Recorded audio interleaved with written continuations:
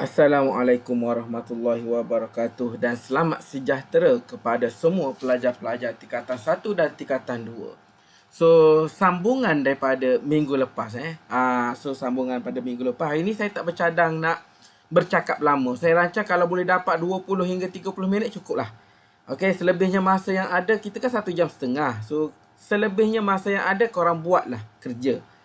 Bukan kerja lain bukan main game, bukan tengok TV buat kerja yang saya bagi ini. Buat kerja khusus ini sayang 10 minit 10 minit pula 10 markah saja. So tolong buat, ambil masa ini buat, dan kalau siap ramai bila saya bagi due, contohnya saya bagi due kena hantar pada saya sebelum hari Ahad, contohnya saya kata. Ramai yang tunggu hari Ahad tu baru nak hantar. Korang boleh hantar awal, tak ada masalah. Saya cek kemudian lah. Okey, hantar awal. Contohnya cikgu, saya dah siap. Lepas saya dengar dalam waktu hari ni juga saya siap. Terus hantar ke Telegram saya. Tak ada masalah. Okey, terus hantar ke Telegram saya. Tak ada masalah. Sebab tu saya kata, jangan bertangguh kerja sebab ramai yang gagal isi kehadiran sebab bertangguhnya kerja dia. Okey, so hari ni cikgu, kenapa daripada awal lagi cikgu muka cikgu hitam gelap, tak nampak muka? So hari ni saya, kalau anda perhatikan okey, saya berada di mana? Okey, saya live di satu tempat yang kebetulan tempat ni hujan pula Okey, hujan, tapi saya berada di kawasan pergunungan di sebuah pergunungan, bukan di Malaysia. Tapi di luar negara. Satu tempat yang sangat indah, nyaman di sini, sejuk. So saya hitamkan muka saya sebab kat sini saya terlupa bawa kopiah saya. Dan juga di sini saya tak nak pakai face mask lah. Okey. Sebab kat sini cuacanya sejuk. So saya tak nak pakai face mask. So sebab tu saya hitamkan muka saya, sebab saya nak biarlah saya masih menjadi tanda tanya anda. Okey, itulah sahaja penerangan sedikit So tengok cuacanya sejuk, masa rakaman ini berlangsung So tetap saya tetap, walaupun sejuk macam mana pun, saya tetap bersama anda, usaha bersama anda. So tak ada apa yang mustahil, tak ada apa yang susah dalam hidup ini, melainkan anda yang tak nak belajar. Saya berusaha saya sentiasa berusaha untuk anda. Okey. So saya tak nak panjang lebar. Okey, saya nak penerangan yang padas. Padas pula. Padas tu apa? Aduh, pening tu lah. Banyak saya kat sini, saya kena speaking English So bila kena speaking English, kadang-kadang mulut tersasul Kita dah biasa guna bahasa Melayu, speaking pula tu jadi padas Okey, saya cuba hari ini penerangan yang padat padat dan pantas. So padat campur pantas, padas. Suka hati korang lah. Okey, so sebelum saya mulakan, saya tukar belakang saya ini kepada PowerPoint. Saya berikan terus kata kunci yang pertama, iaitu semangat. SEMANGAT. Semangat Okey, kita teruskan ke saya tukar background belakang Saya tukar background belakang untuk anda, tak ada masalah. Sekejap. Okay. 5, 4, 3, 2, 1. Okey. So, hari ini anda akan diterangkan benda-benda ini, dan anda kena buat benda-benda ini dan hantar pada saya. Minggu depan, minggu yang lagi mencabar, dan anda perlu buat sepenuhnya minggu hadapan yang sangat mencabar. Itu adalah markah yang paling banyak minggu depan. So, minggu ini, okey, anda kena buat benda-benda ini, dan ini ada yang mencabar, ada yang tak mencabar. So, separuh mencabar, separuh senang.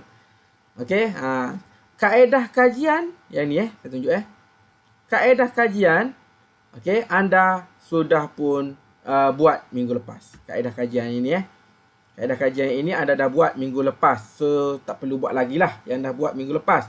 Tetapi yang lain anda kena buat. Objektif kajian, kawasan kajian, dapatan data, soal selidik, dan juga konsep sisa domestik. Yang ni semua anda kena buat.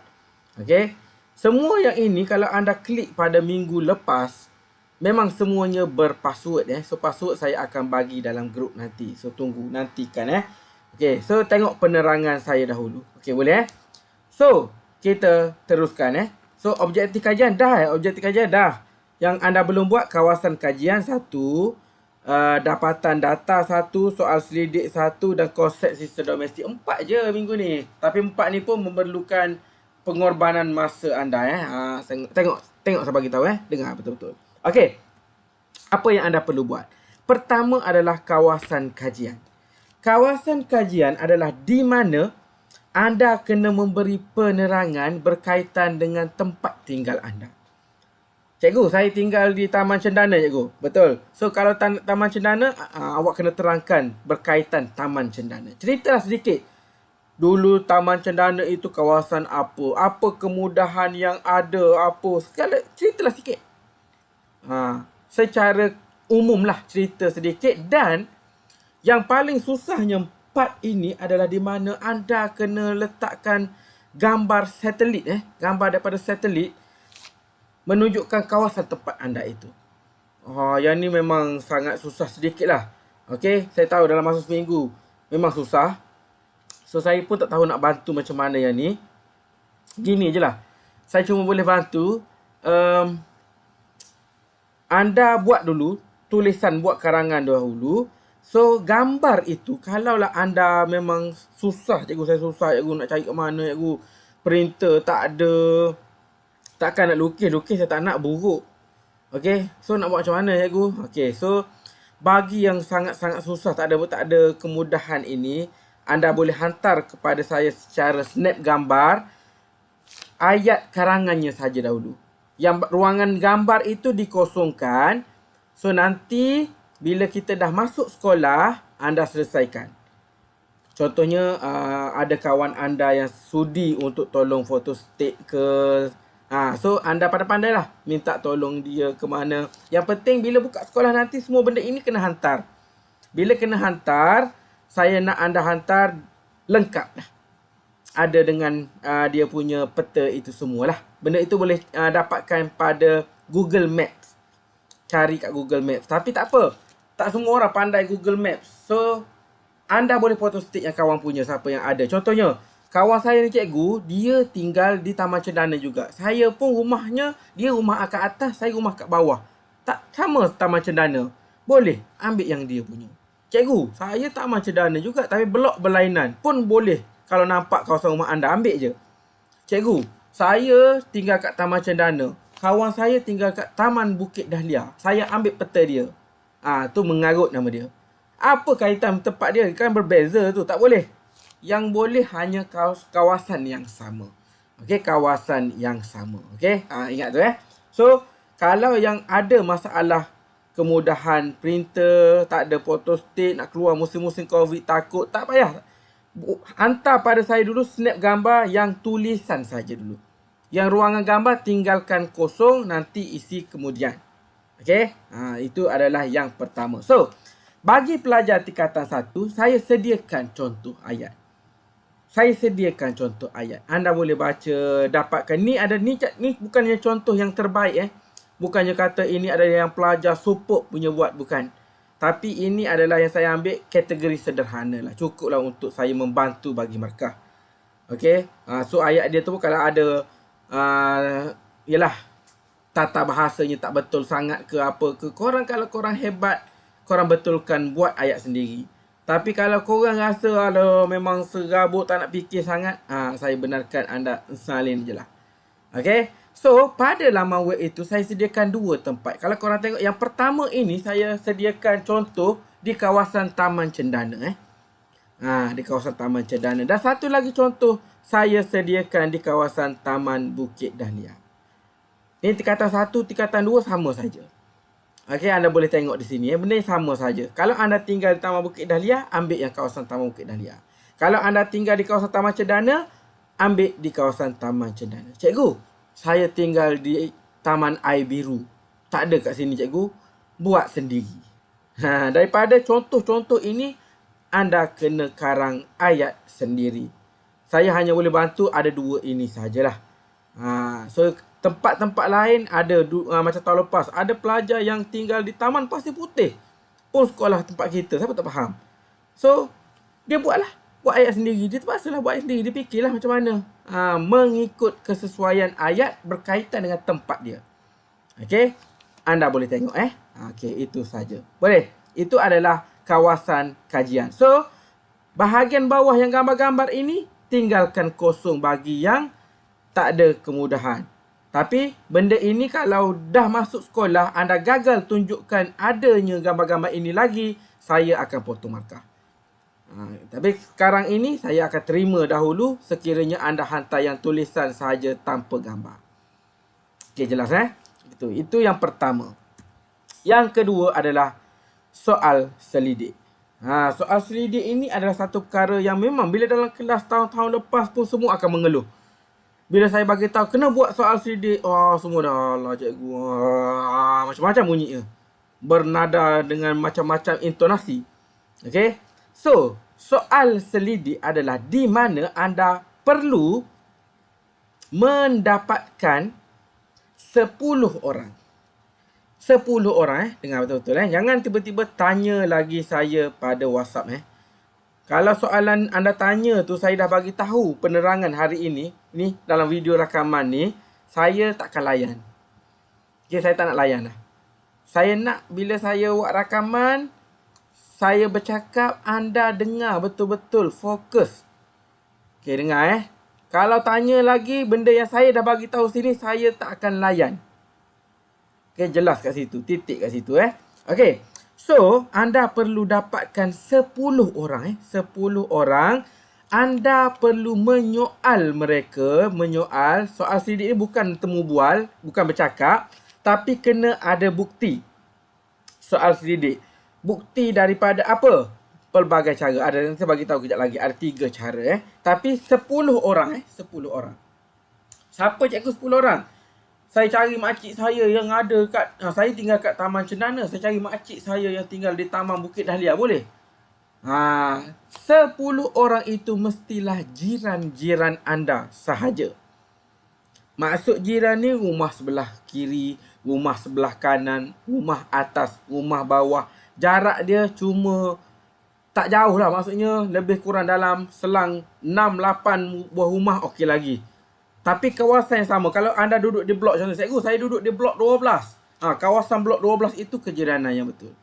Cikgu, kalau saya pergi blok 13, boleh terima lagi. Saya pergi blok 11, boleh terima lagi. Cikgu, saya pergi blok 1, sangat jauh, tak nak.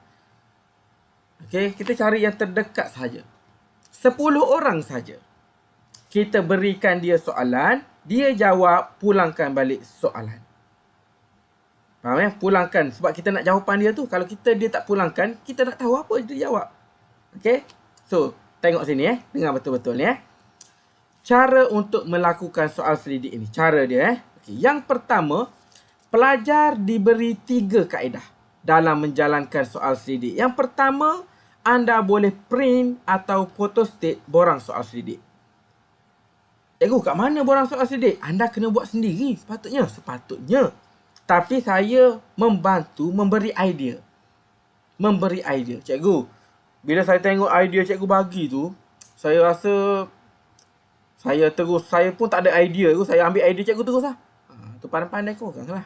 Saya tak cakap lah tak boleh. Daripada korang tak buat, ambil je lah. Cikgu, saya print saja idea cikgu bagi tu. Contoh yang cikgu bagi tu, saya print saja 10. Saya bagi pada jiran-jiran saya 10 orang. Dia pulangkan balik. Okey tak cikgu? Okey. Sangat-sangat okey. Maksudnya anda dapat data 10 orang print 10 ataupun photostat 10. Terus edarkan kepada 10 orang jiran anda. Dia jawab, dia pulangkan pada anda. Cikgu, sekarang ni kan musim COVID cikgu. Tak berani cikgu nak pergi jumpa jiran-jiran semua cikgu. Kan jiran saya tu pula ada kontak sekarang ni cikgu. Dia kontak dengan siapa-siapa COVID. Bahaya cikgu. Betul, kita faham.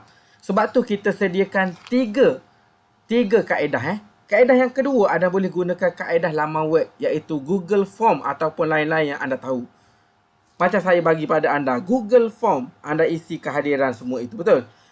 Anda buat Google Form, ada soalan, anda bagi link sahaja pada jiran-jiran anda. Contohnya, cikgu, saya ada nombor WhatsApp jiran saya semua. Saya cari 10 orang jiran saya ada nombor WhatsApp dia, saya bagi soalan itu minta dijawab. So, datanya dijawab, masuk dalam saya punya database Google Form. Okey tak? Okey. Sangat okey. Janji kita dapat jawapan daripada mereka. Cikgu, saya tak pandai Google Form, saya tak pandai. Boleh ambil langkah ketiga, kaedah yang ketiga, kaedah mesej, WhatsApp, Telegram ataupun lain-lain terpulang pada anda. Cikgu, saya WhatsApp aja cikgu. Saya tulis panjang lebar soalan tu dekat WhatsApp, saya hantar pada jiran saya. Jiran saya baca, dia balas jawab. Boleh tak cikgu? Boleh. Okay, jawapan dia nanti tu anda screenshot. Okay, SS hantar pada saya. Mesti 10 orang. So tak semestinya anda bahayakan diri anda pergi jumpa dia, bagi hulu kertas, dia jawab pulangkan balik. Kalau rasa benda itu tak selamat, tak payah. Guna kaedah lain. Saya bagi anda pelbagai kaedah. Okay, tapi yang penting data itu sejujur yang boleh. Okay, sebab anda perlu jujur untuk dapatkan data yang logik dan data yang betul. Kalau anda tak jujur, susahlah nanti kalau anda masuk universiti kena buat benda gini, susahlah. Okay, ini hanyalah pengenalan untuk anda. Okay, so pilih mana-mana sahaja. 10 orang saja. 10 orang saja. Okey, nombor 2, pelajar akan mengedarkan borang soal sidik kepada responden seramai minimum 10 orang dan mengutip semula borang soal sidik untuk dijadikan dapatan data. Ini kalau anda pilih A itu. Okey, kaedah A, print photo stick, dia pergi bagi. Ni dulu sebelum ada COVID kita guna A sahaja. So anda mesti kena pergi bagi pada jiran-jiran, dia jawab, dia pulangkan. Tapi sekarang ni taklah, kita dah bagi tahu tadi, anda boleh menggunakan kaedah B ataupun C. Hantar pada dia dan dia balas reply balik, kita SS jawapan dia pun diterima. Jelas Okey. Yang ketiga, kesemua 10 jawapan responden perlu di-snap gambar dan dihantar pada saya melalui telegram khas yang diarahkan. Hantar, maksudnya saya akan menunggu untuk akan datang, ni minggu akan datang, di telegram itu anda hantar 10 soal selidik ini. Mesti dah ada jawapan, bukan soalan. Kita nak yang ada jawapan daripada responden. Sebanyak 10 orang mesti ada 10 snap gambar ataupun SS, screenshot. Mesti hantar pada saya. Okey. So seterusnya, sekiranya menggunakan kaedah Google Form, WhatsApp, Telegram atau apa-apa kaedah lain yang sesuai, hasil jawapan responden perlu di screenshot dan dihantar ke Telegram saya. Macam saya ulas tadilah. Ingat, Telegram khas saya yang saya berikan dalam grup. Jangan memandai lagi. Anda memandai, saya tak kira. Memang benda itu saya tak nak tengok pun. Memang dia akan auto delete pada muka. So hantar lagi, dia akan auto delete lagi. Hantar lagi, auto delete. Saya memang tak akan buka. Sebab Telegram lain saya memang saya hanya yang penting saja saya buka. So yang lain-lain banyak mengarut scammer semua tu saya biar last dia akan auto delete pada muka. Saya memang tak akan tengok. So Telegram khas yang saya bagi ini, yang ini memang saya tak buat auto delete. So korang hantar memang akan ada. Walaupun saya lambat reply, benda itu akan tersimpan, tak ada masalah. So hantar ke Telegram khas mengikut arahan yang saya bagi. Okey. Yang seterusnya, soal sidik lagi syarat-syarat responden. Responden tu pun ada syarat-syarat dia juga. Syaratnya apa? Yang pertama, responden adalah di kalangan jiran-jiran tetangga terdekat sahaja. Macam saya bagi tahu tadi, tak boleh pergi ke jauh-jauh tempat yang bukan. Jiran sebelah rumah, depan rumah, belakang rumah, atas bawah rumah dan sebagainya. Jiran-jiran macam saya bagi tahu tadi. Okey. Yang kedua, responden adalah orang asing. Orang asing, bukan warga asing. Warga asing tu Bangladesh apa semua, bukan. Orang asing dan tiada tali persaudaraan dengan pelajar. Jangan cari makcik kita, pakcik kita, kan, adik-beradik, tak nak. Dia nak orang yang bukan ada pertalian darah. So bukan ahli keluarga, pakcik, makcik, nenek, datuk, abang, kakak, adik, semua tak nak. Okey, mestilah pilih orang yang bukan ahli keluarga kita, orang asing Okey. Yang ketiga, responden juga hendaklah bukan yang masih bersekolah. Budak tadika kau pergi bagi kertas suruh dia jawab. Dia jawab apa, dia faham ke? Tak boleh, tak nak. Cikgu, saya bagi pada kawan sekelas saya. Tak nak. Itu semua di bawah umur. Tak nak. Mereka ini tak pandai menilai apa-apa. Kita nak responden bukan yang masih bersekolah, dianggarkan 18 tahun dan ke atas kalau boleh. Terbaiknya adalah yang sudah bekerja. Seeloknya yang sudah bekerja. Mungkin korang ada abang angkat 2 orang umur dah 18. Bagi dia. Sebenarnya tak valid. Sebab dia belum bekerja. Duk melepak main internet je, duk melepak main game je kau bagi orang suruh jawab. Memanglah ngarut lah hasilnya. Kita nak kalau boleh orang yang sudah bekerja. Sebab kebanyakan orang yang sudah bekerja mereka sudah mula matang. Hampir matang ataupun sudah mula matang sepenuhnya. So mereka menjawab dengan penuh komitmen. 10 orang aja cari Itu adalah syarat-syarat dia. Okey. Amaran penting jaga keselamatan diri sepanjang masa. Saya tak nak dengar tiba-tiba korang pilih yang A, iaitu print ataupun photostat kertas dan edarkan. Tiba-tiba terkena COVID disebabkan buat benda tu. Oh, salahkan saya pula Cikgu Effie suruh buat ni. Saya bagi tahu ni, korang diberikan 3 pilihan. Okey, dan kalau korang pilih untuk buat yang itu juga, yang print dan photostat dan hantar pada jiran-jiran, kutip semula, jaga keselamatan. Masa pergi pakailah face mask. Kalau ada face shield, pakai 2 face shield lagi, face mask lagi. Bagi kertas. Lepas tu jangan lupa sanitizer. Bila dapatkan balik kertas, sanitizer balik. Ikutlah SOP yang sepatutnya. Bila hulur kertas pada mereka, bagi kertas pada diorang, jangan rapat-rapat. Jaga penjarakan. Semua itu anda dah belajar. Okay? So, jaga keselamatan diri masing-masing. Itu yang penting. Okay? Settle berkaitan dengan soal sidik. So, cikgu, soalannya macam mana cikgu? Pada link laman web nanti, saya bagikan password nanti, saya dah sediakan contoh. Tingkatan 1, contoh. Ada 3 soalan boleh tanya. Tingkatan 2 juga saya sediakan contoh. Ada 3 soalan juga. Tapi kalau anda seorang yang hebat, boleh buat soalan sendiri. Tapi kalau rasa dah buntu sangat, ambil je lah print dan terpulang lah. Kalau anda dah nak guna WhatsApp, mungkin tak boleh lagi ni kan. Takkanlah anda nak ambil ni ataupun boleh hantar gambar. Pandai lah usahakan macam mana pun, saya tak kisah. Yang penting kita nak dapat jawapan. Okay? So, itu sahaja untuk soal selidik. So, kata kunci 2 adalah cemerlang. C-E-M-E-R-L-A-N-G. Cemerlang Okay. Dapatan data. Bila anda dah hantar kepada 10 orang, dah dapat jawapan daripada 10 orang, sekarang adalah masa di mana anda kena ringkaskan data mereka. Sekarang saya akan tanya, kalau anda betul ambil, okey, contoh, cikgu saya ambil soalan ni lah. Saya ambil soalan ini Saya nak tanya anda. Okey, contoh pelajar tingkatan 1. Okey, berapa orang sebenarnya ni? Tengok soalan dia Apakah jenis sisa domestik yang biasanya dibuang oleh penduduk kawasan ini? So, dia tanda. Saya akan tertanya-tanya. Berapa orang yang tanda ni? Sisa pepejar yang boleh diuraikan, sisa makanan. Berapa orang yang tanda? Berapa orang yang tanda sisa cecair? Berapa orang yang tanda sisa pepejal kita semula ni? Saya nak tahu. So, anda perlu buat ringkasan kepada semua soalan anda tanya ini. Kira, contohnya daripada 10 orang itu, berapa orang yang jawab yang tadi A. Berapa orang yang jawab soalan 2 ni gini. Berapa orang yang jawab soalan 3 ni gini. Anda kena buat data. Macam mana? Ini saya bagi contoh Tingkatan 1. Contoh tengok tingkatan 1 Kita tulis soalan 1, buat soalan, tulis soalan itu. Jenis sisa domestik yang dibuang. Soalan pertama saya tadi kan. Jawapan dia saya bagi 3 pilihan. So, tulis pepejal, diuraikan, pepejal kita semula, cecair.